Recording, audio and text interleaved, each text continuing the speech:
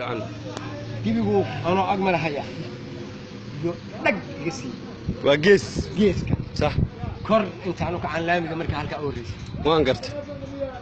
marka dibigana ay dilin nin baa soo foofsay saaci sax ولا أنا يا هي مركز زي كلام حقوق قاري مركز كوربا ولا لا ما كل عضي والله صوت الواحد كوي على دوادي ايضا باقي قاعد ماشي المشي اللي يسداوي ودي ساعني قصك توجه هل الثاني